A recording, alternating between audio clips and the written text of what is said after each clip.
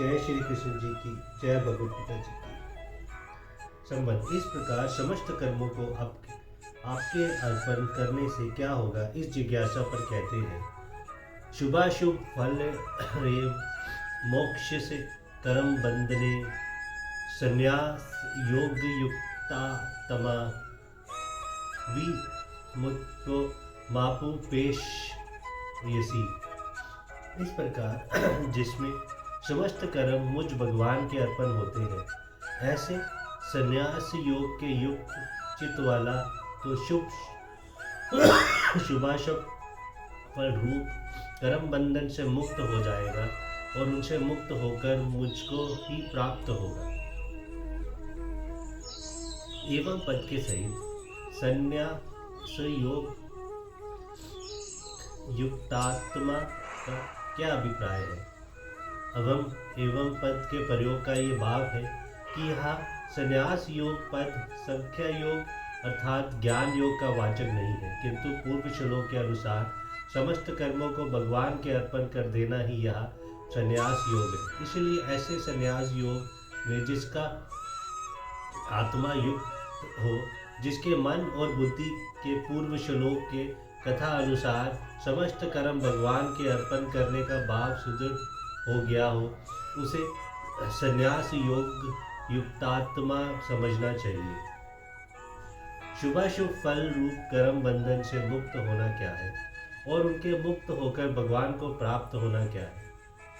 भिन्न भिन्न शुभ कर्मों के अनुसार स्वर्ग, नरक और पशु पक्षी एवं मनुष्य आदि लोगों के अंदर नाना प्रकार की योनियों में जन्म लेना तथा सुख दुखों का भोग करना, यही शुभाशुभ फल है। इसी को कर्म बंधन कहते हैं, क्योंकि कर्मों का फल भोगना ही कर्म बंधन में पड़ना है। उपयुक्त प्रकार से समस्त कर्म भगवान के अर्पण कर देने वाला मनुष्य कर्म फल के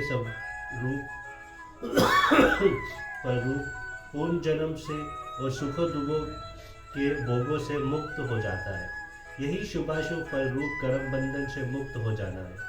मरने के बाद भगवान के परम धाम में पहुंच जाना या इसी जन्म में भगवान को प्रत्यक्ष प्राप्त कर लेना ही उस कर्म बंधन से मुक्त होकर भगवान को प्राप्त होना है।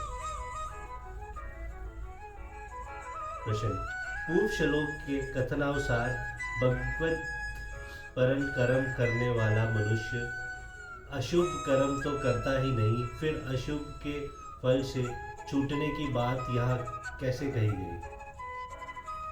इस प्रकार के साधन में लगने से पहले पूर्व के अनेक जन्मों में और इस जन्म में भी उसके द्वारा जितने अशुभ कर्म हुए हैं एवं सर्वारंभा ही दोषन घुमेना गिन रि वृता के अनुसार विविध कर्मों के करने में जो अनुष्ठित दोष बन जाते हैं, उन सब से भी कर्मों को भगवतपन करने वाला साधक मुक्त हो जाता है।